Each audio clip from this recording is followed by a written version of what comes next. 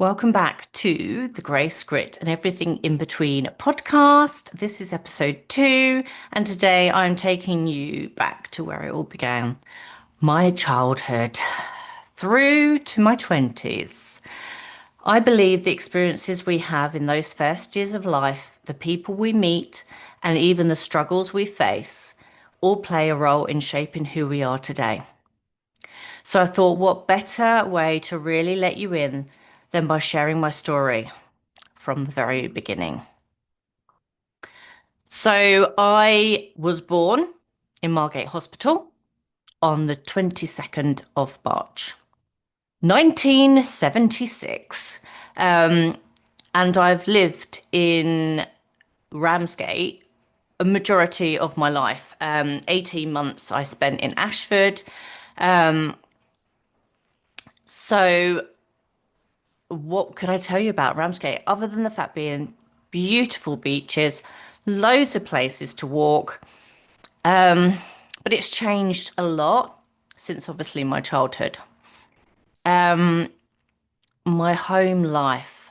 Home life was a little bit, is a little bit difficult to talk about because I don't actually remember many things. I have got journals, and later on I will share stories from my journals in regards to my teenage years and things like that later on in the episodes. But I actually don't remember much about my childhood, bar the age of 7.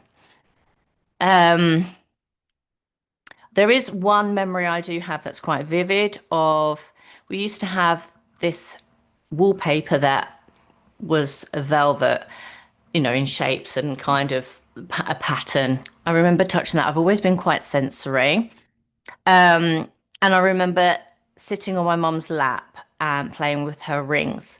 And that is the only time I remember being close to my mum in my whole childhood, in my whole life. My dad used to get up and go to work very early.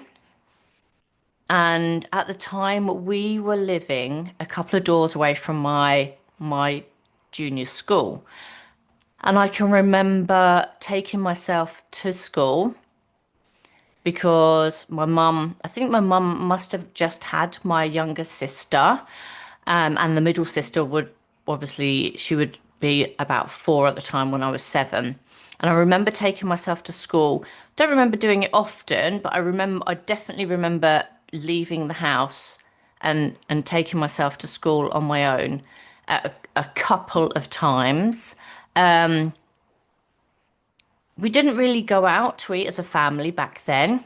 And we're going back like 40 years. I remember one family meal that we had in a place called Brandy Bucks. I think it was in Deal. I think I had ribs, but I can't tell you how old I am. Um, so my childhood really, I remember bits and pieces. I remember the odd toy that I had. I remember I shared a room with my younger sister from about 11 because we moved from that house to another house. And yeah, I shared with my younger sister then. So I was 11 and she would have been 3. Yeah, 3 coming up 4. And I remember at night telling her stories like the Three Bears and I think the Three Bears, Goldilocks and Three Bears was a regular story that I used to say to her. I had a bedroom that had a chalkboard where I was allowed to put my posters up on. But in terms of life up until a teenager, I don't really remember much. It's like we never really had any massive family get-togethers or anything like that. And I've tried to do that since obviously being a parent. I've tried to keep the family close, but everyone has different lives, and it's really hard, especially when we've got different lives, different children ages, different kind of schedule. Um, my teenage years were hard, and looking back, probably because of the ADHD, but I didn't feel like I had much support. I remember I didn't have birthday parties. Um, I think I had one birthday party. This was in the first house, and no one came. So I was told I was never going to have another birthday party, and I didn't. I remember, I remember my sisters having a birthday party at McDonald's, and I was allowed to go. But my teenage years, I wasn't at school. I just focused on learning, really. As I said previously, I didn't really have friendship groups. I've never really had friends that stayed friends for a long amount of time. So yeah, I remember my teenage years more than years up to that because I think that's quite a pivotal point where a lot of challenges and a lot of events happened that has shaped who I am today. Okay, so posters that I used to have on my wall: Balthazar Getty, River Phoenix, who's not here anymore, Corey Haim, who isn't here anymore, Patrick Dempsey. I loved his early movies. I used to love Bros, like, and Matt Goss. Yes, I don't. Looking back though, obviously the music and everything, but it was just like Bros and Nuclear Kids on the Block. They were the two that I went in between. My maths teacher at secondary school was a very pivotal character in my childhood. She made me enjoy maths so much so that I used to do maths in my lunch. I used to stay behind for like extra maths lessons after school. My parents only went to a couple of parents' evenings because they didn't see the point in going. Just thought it was a waste of time, I think. And I wasn't supported in regards to homework and things like that. So I think I worked so hard in school, but because of rules at home, it was really hard to revise or do homework at home. I remember that we had a dining room, and it was very much in the day where you had to eat everything that's on the plate. That meant if I was sitting there in the dark, I would be sitting there in the dark until I'd ate it all. And because I was sharing a room with my younger sister, obviously I couldn't have my bedroom light on. The lights went out when my dad, or mum or dad, left the room, so there was no way that I could do homework or revise. Everything I did was at school. And I didn't fail. I came out of school with the GCSEs I needed, just the basics, at C level. But I think that that was completely out of my control. I couldn't do any more than I'd done. So, as a teenager, I was very lost. And looking back over my journals, I felt very unloved as a child, unwanted. Very often that I was told by my mum that she'd put me into care. I remember phoning Childline once, and they said that it wouldn't come up on your phone bill, but it does. So obviously I got punished for that. I remember my mum just being angry all the time at me, like every day, regardless of anything. If my sisters had done something, it was my fault. Everything was my fault, and it was a time where obviously I was hit. a lot and punished a lot. And sometimes I didn't even know what I was being punished for. But I did feel unloved. I felt unwanted. Um, I felt that sometimes it would have been better if I wasn't actually born. Um, and that's sad because I think once a person feels like that, it's really hard. It becomes noise in their head. And because I've had that for quite some time, sometimes, if I feel like I'm spiraling, my head can actually just kind of say like, well, there's no point you being here. So I've had to fight with that a lot. There was a occasion when I was 14, 15, around that time, where I went on holiday with a friend. And when I came back, I had a boyfriend. I was doing karate at the time because my dad said that that would stop the bullying at school. And so I started seeing this boy, and I remember getting off the train and meeting him, and he presenting a ring to me. And my friend at the time, loosely friend, would say I'd have to thank him for that. And I was very naive. My mum like didn't even speak to me about anything, not about periods, not about anything. Like it was very, very. My relationship with my mum was very, very, very, very hard. I ran away from home a lot to my nan and granddad's. I remember being with my nan and granddad more.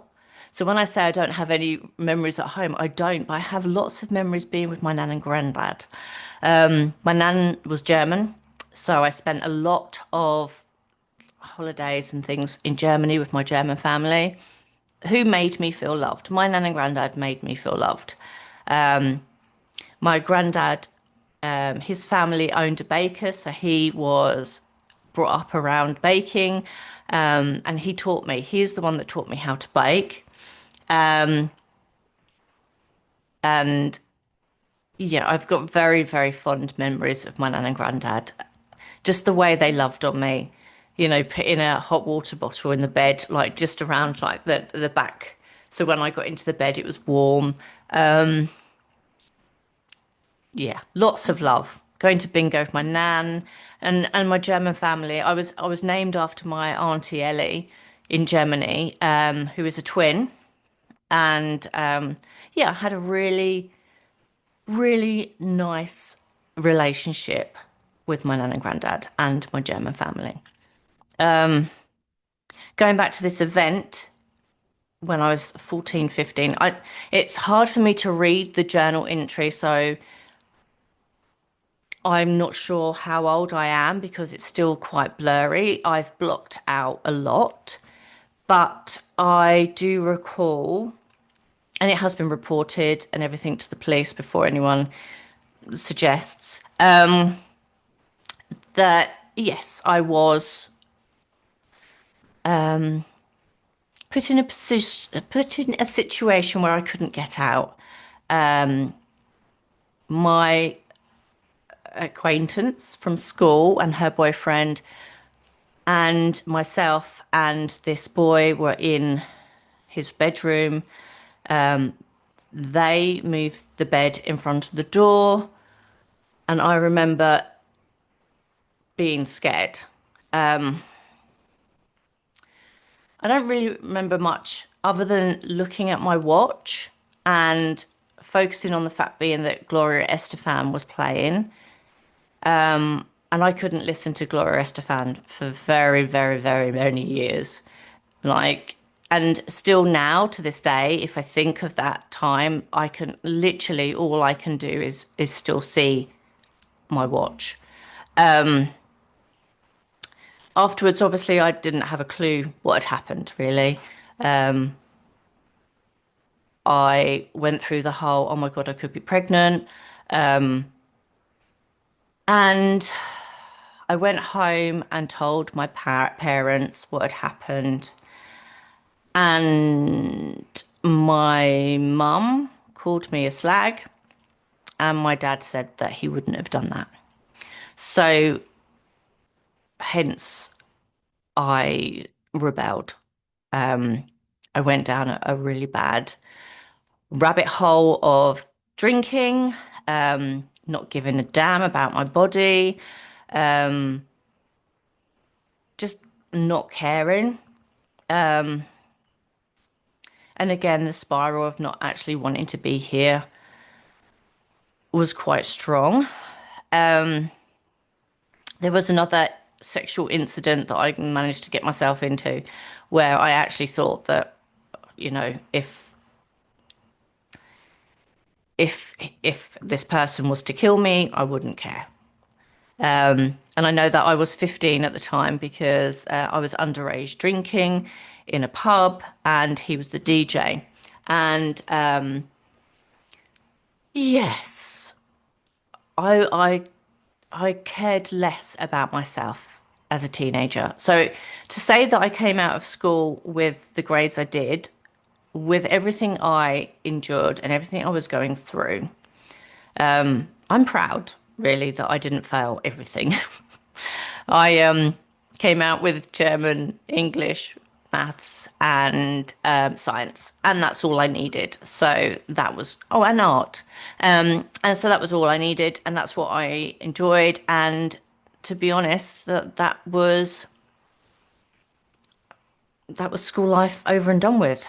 I started working at the boating pool in the summer, and I remember, you know, back then you'd work for £1 an hour. It was literally child labour, but it was a good environment. I had a good, there was good people there, and it was somewhere to escape my family, or my parents, because obviously I loved and still do love and adore my sisters. But I used to work like morning to evening, and there was a boy that worked there too, and his parents were going through something, and he had three young sisters at home. So after work, I kind of went to his and helped him and his brothers take care of his sisters, did the washing, helped with food and things like that. And sometimes I did stay over. Me and my another friend from work, we stayed over, and that summer was actually okay. And I've always been, if I want something, I'll go and get it. And I don't know where that fire comes from, but I think it obviously must stem from the fact being that I have fought many battles, and having to be having to live through the life that I had up to that time. As I said before, my dad used to say that I had to kind of find a millionaire, and I have this mindset that why do I have to find one? Why can't I be that? Why do I need a man? So I've always kind of had that. And one night I just decided to kiss this boy, and we kind of hit it off. And yeah, I started staying at his more and more. And I was 16 at the time. And I was going to college doing art A levels, doing textiles, graphics, CDT, and fine art. I really loved it, and this is where I stated that I wanted to be a bridal fashion designer. When I started college, that was my goal. However, with everything going on, and I think that I find having ADHD such a superpower because you can literally like have so many things, so many taps open in your head that you can kind of just tuck in and out of, and yeah, with the whole not wanting to be here and not being loved, and I think that's what got me into the relationship very quickly because at first you feel I didn't know what was love. I didn't, and I don't think it was love, looking back now, but it was certainly better than at home. So before I knew it, I was pregnant at 17. I came away from college because I was being bullied at college because of the pregnancy. And this is where my boyfriend at the time started becoming quite obsessive. And it was evidential to me that I was having this child for myself to keep me here, to give me something to love unconditionally, and to have a child to love me.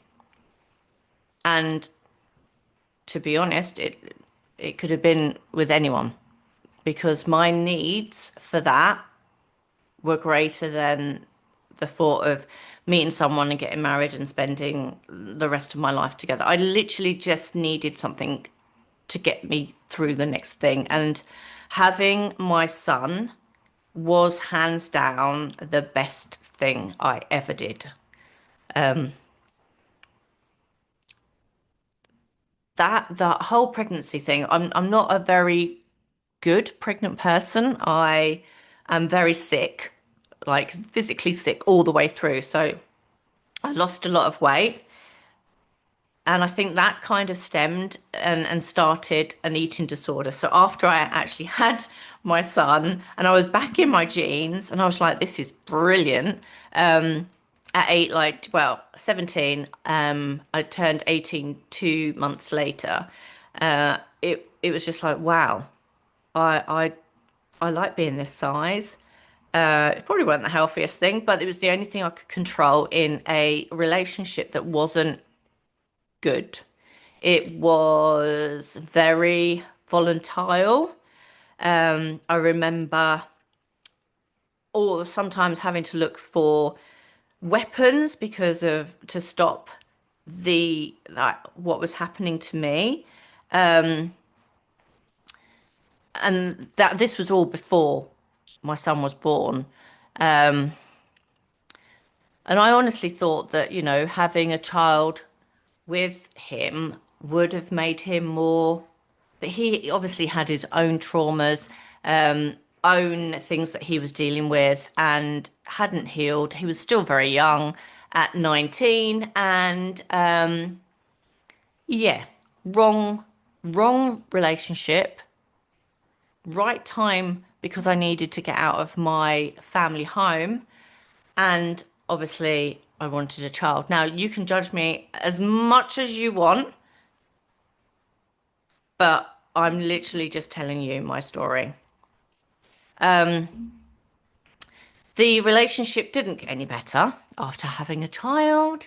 And the accusations of sleeping with other people, even though I'd been with the baby all day long. I wasn't able to go anywhere. I wasn't able to wear certain things. I wasn't allowed to talk to people. Anything that I was seen to do that wasn't okay. Again, I was in this line of punishment where it's acceptable to raise a hand to someone else. And I will stand up for myself. Like having endured that from my mum and occasionally my dad, and obviously this relationship, they got came a point where I was just like, no, like I will fight back. There is no way in the world that I'm going to stand down and let someone hurt me to the extent that I was getting hurt. And like I said, I thought with having a baby it would change things. It didn't. I fell pregnant with my second child, and the abuse carried on throughout that pregnancy. So, how did I get out of that relationship? It was very hard. I didn't have my own money because I wasn't allowed to work. So I literally saved up. I knew from the minute that I fell pregnant with the second child and things hadn't improved like he had promised they would, that I needed to get out, and it took me 18 months of enduring the abuse, the physical, the mental, the emotional, the verbal. 18 months for me to save up enough money for a deposit on a house and the first month's rent. And that back then, so that's 30 years ago. Um, and I did. I did that. I I got away. However, unfortunately, he wouldn't just let us go like that. So there is there is like there is a newspaper article many years back where he actually one time came into my house and kicked off. And when he used to kick off, like when I say that he came into the house, like forced, like not invited. Obviously, we only had corded phones back then, and I was on a 999 alert. So it was a case of 999, let it ring once, put the phone down, run away from the phone so he doesn't actually know. And the police used to come out so many times to arrest him. And I think that there was one turning point where basically I went back to work because obviously I had to pay rent on this house, and I had au pairs because au pairs back then you gave them £45 a week. They looked after the children in the evenings, just as long as they could go to college during the day. They had somewhere to live. You had a babysitter. So I started working. Well, I started working when I was pregnant with Alicia, which I think was something else that kind of was another hammer in the nail because obviously the jealousy and everything. Um, so yeah, I went back to work, and I worked at the Royal back then, so it was a hip hot. Like I started working there when it opened. It was just such a good vibe. It was always busy, and it was like I was getting my life back, even though that what was going on at home was turmoil. That was my escape. That was my outlet, and I was very good at being a bar person. I enjoyed it. It was like my outlet, and I started liking the attention that I was getting. So even though I was dealing with whatever was going on back there at home, like I said, with ADHD, different tabs, different kind of mindset. It's like different kind of what's the word?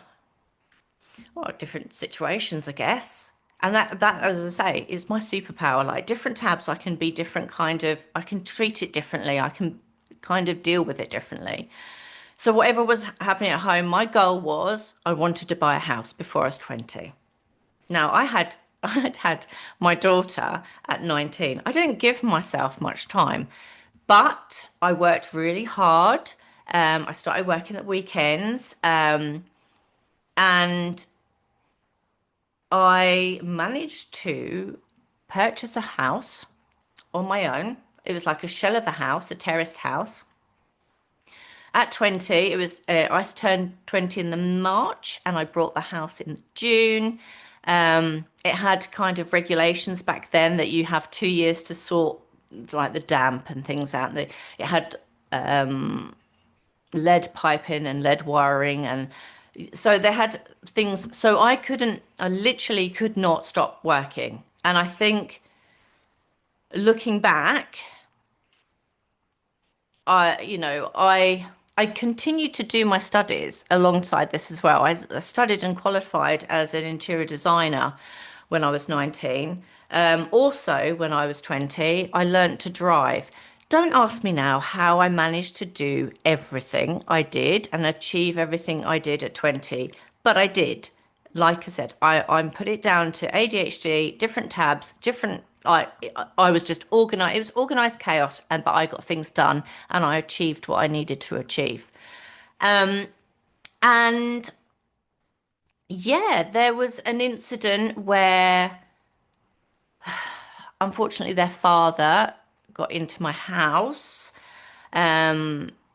an au pair was there, and I just basically said, look, just take the children and put like get in a room with them. I ran out of the house trying to get him away from the house. I remember that he'd like broken all the spindles on my stair. And I don't know if he threw me down the stairs or he just I don't know. I don't know how they it happened, but I know that like my panic was, oh my God, that's not safe for my children now. I need to get out of the house. So I ran out of the house. I ran over the road where my auntie and uncle lived. And I was running towards the front door when he picked me up and told me that he was going to throw me under the oncoming bus. And I reached out for the telegraph pole and I held on with all my might kicking. I lost a few nails, I'm still here. And that was in the newspaper. And it only stopped that obsessive controlling abuse only stopped when he moved on to who he's still with now. Um, so yeah, you could say that from the age of 7 to 20 that I had a little bit of a challenge in my little life. Everything that happened in that time has obviously had an effect on me, and I will tell you next week, going into my 20s, how that had an effect on and an impact on me. But ultimately, it has proven to me that I can thrive under pressure. I can achieve everything that I want. And it doesn't matter how anyone feels about me. It doesn't matter. I know I don't need someone to love me, that loving myself is all I need. Like, that's it. It is a constant battle in my head. And I think that that constant battle is going to always been there because obviously it was triggered when I was so young. But I always get back up and I have lost many things in the past, but I always will get what I want. Um, and I think through me just hopefully telling you that, you will understand that where I'm coming from with the tools and the tips, and I do know what I'm talking about. Um, and like I said, I really hope no one has had a childhood like mine. But I know that there's always someone that's had it worse. There is nothing that anyone can tell me about their childhood that will shock me because I know that this world is not a nice place to be in, but it is what you make it. As we get older, it 100% is what we make it. Um, so my hobbies and dreams back there was, do you know what? Just art and movies. Anything that like movies for me is just, and I figured it out now why I love the cinema so much is because my brain just stops. Um, so yeah, art and movies are probably my hobbies that have stuck all the way through. I've always been doing something arty. Um, so turning point. My turning point probably was getting pregnant with my second child. That is where I got some strength from where I don't know. And I physically knew that I just needed to do what I needed to do. Um, I'm proud of that girl, because sometimes like I forget who I am a lot and what I have overcome. Um, but looking back at a 19-year-old girl who is like do you know what? Well, 18 at the time, looking back and going, do you know what? I want to buy a house by the time I'm 20. Here I am now in this situation. It's not going to happen with this person. And I don't want, if I don't want to end up in hospital like his mum had. Um, so yeah, I'm very proud of that young 18, 19-year old, what she achieved. And without that, I wouldn't be here now. Like, I wouldn't be in this scenario. I wouldn't be living in this house. Like, my life would have been completely different if I chose a different path. Um, if I could go back, oh, do you know what? If I could go back to 18, 19, 20-year-old me, oh, I would tell her I loved her. I loved her fire, her fierceness, her courage and strength to just keep looking for the light at the end of the tunnel, to just keep going. Like, I know I had children and they were my everything I did. I did not want them. I wanted to be in my own house. I didn't want to go down the council route. I didn't want to carry on renting because one of the rented houses that we were in before I actually brought my house, the ceiling came down in the living room. And normally by that time, they would be both in the living room while we're sorting out their breakfast. But for some reason, we woke up a little bit later that day. And I think the only reason we woke up is because of the sound of the ceiling in the living room coming down. And that was the whole, do you know what? No, I don't want to rent a house. I don't want to go into a council place. I want to own my own house and I want to make sure it's safe for my children. So nothing like this would happen.